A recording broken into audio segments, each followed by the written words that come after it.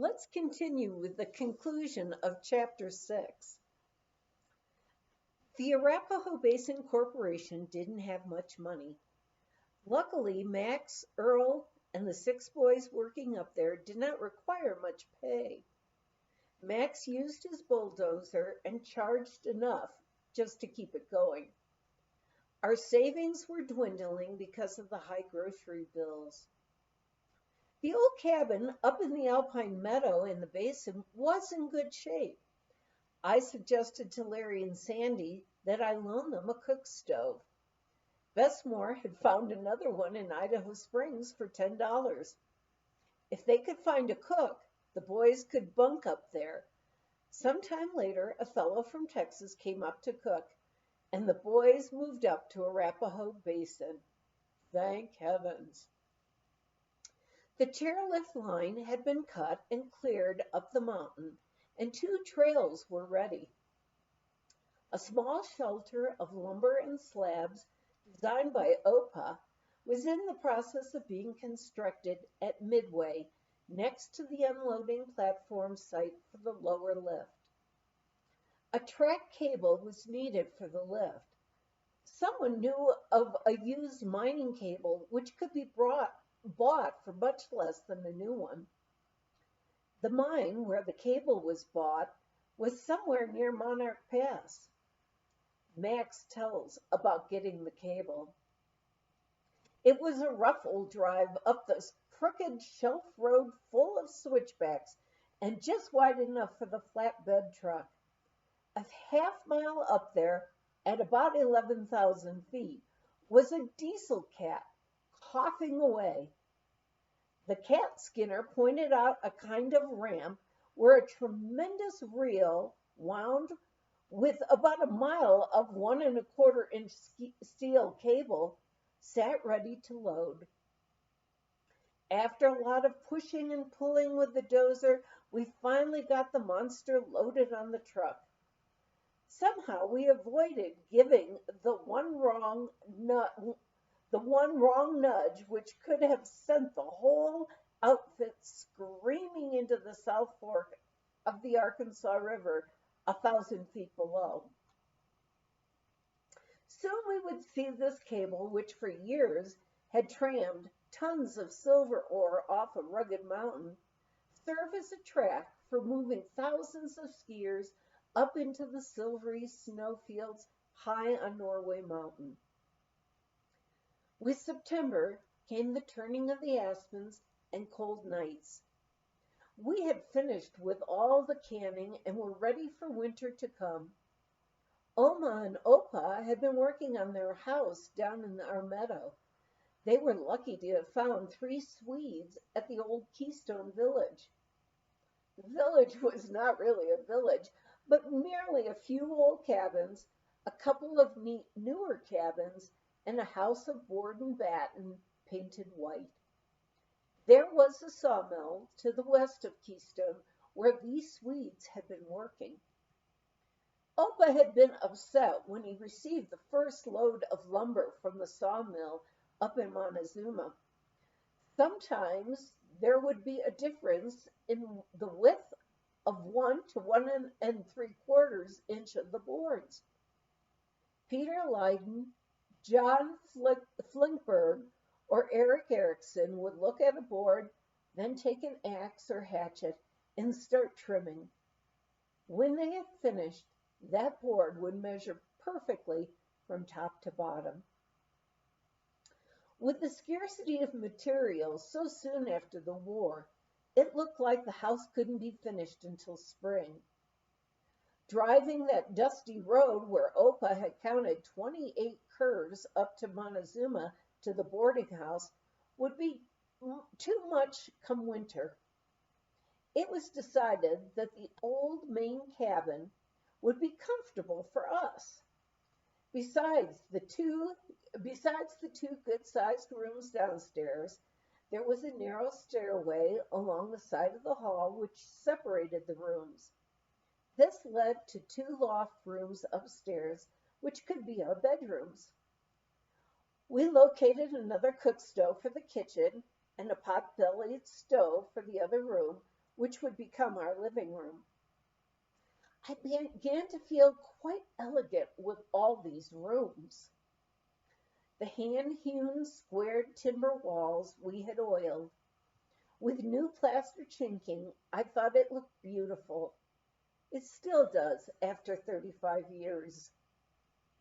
Oma and Opa moved into their little cabin, feeling very much at home with all their furniture finally theirs to be used again. We were all set to hole up again for another winter, but we still had no electricity. Since we used all of our savings to feed the crew during the summer, we were glad that Max had a job for the winter. Money was still needed to put in the lifts. A rope tow had been installed on the hill above the Midway meadow, not too far from the shelter.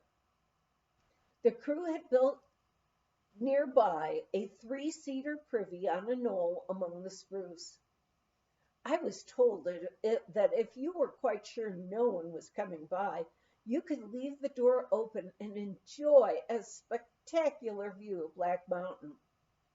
However, I never trusted my luck that much. Earl thought the privy was a bit cold for the customers. He found some old fur somewhere and lined the edges of the privy seats. He said it was probably the only ski area with the distinction of having mink-lined toilet seats. Publicity was needed. There had been one or two small articles in the Denver papers of the fabulous new ski area to be opened in the winter of 1946, but not much else. Getting together with Larry and Sandy, we thought up a party for the press at Midway as soon as there would be enough snow for skiing. Sandy came down to ask Edna and me if we would help with the party. A friend had offered to cook up some soup. There would be cases of beer. It was a sunny day with a good snowfall. The press people, who had been brought up by Max in his Jeep in several trips, came piling into the main room of the small shelter where some wooden tables and benches had been placed. The kitchen had a good-sized wood range on which was simmering a big kettle of soup. Edna and I found 8 heavy crockery soup bowls, which had been used for the trail crew. We couldn't serve 30 to 40 people from these unless we could wash them in between. But what to use for a dishpan? I spotted a big mixing bowl and filled it with hot water. That's all the hot water we got for cooking for me, unless you want to hike up the mountain to where there's water coming out of a pipe, or you could melt some snow. This'll do, I reassured him. After handing out the bowls of soup and madly washing the bowls in between, the water got greasier and greasier. We covered the wash bowl with a dish rag so no one could see it. We stuck a bowl in and tried to wipe it clean and then filled the bowl for the next guest. No one got ill, and the write-ups were great. We had been too busy with the soup to watch our kids. When it was time to collect the children, we looked high and low for our 4-year-olds, Sonny and Joanna. Eleanor and Rolf had been playing outside, coming in once in a while to get warm. But where were Sonny and Joe? We finally looked in the back storage room where the cases of beer for the party had been stored.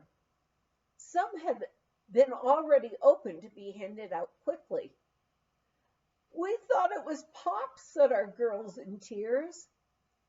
2 sadder, dizzier little girls we had never seen.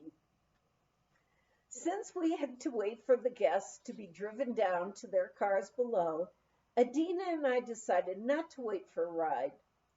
Besides, we felt fresh air would be the best thing for our 2 little girls. After putting on their skis, Edna and I skied down the road, each holding a drooping child between their skis. Was it worth it, we wondered? We eagerly waited for what the press would write. The most poetic one I couldn't help but save for a future scrapbook. It read, $150,000 ski area underway in Colorado near Loveland Pass at 13,000 feet. Arapahoe Basin's superior features are 6 feet of powder snow, rolling slopes dropping down for miles, spruce forests, snow plumes streaming from the cornice ridges and swirling in gullies, and above all the glistening sunlight. By next summer, this new resort will have 2 chairlifts of modern design to whisk the skier from a parking area on US Highway 6 to the summit of Norway Mountain at 12,000 feet. Up there at the summit is being built the Snow Plume Refuge. We're still waiting for the Snow Plume Refuge. A clubhouse with huge picture windows where guests can see the twilight sun tip the distant peaks, the massive Cordillera of the Rockies, in an eerie golden light, while purple shadows spread through the valley of the Snake far below. So now we're in the valley of the Snake, we laughed together, and not in Montezuma Valley. Thus ends chapter 6. We'll pick up with vacations, peaches, and silver next time.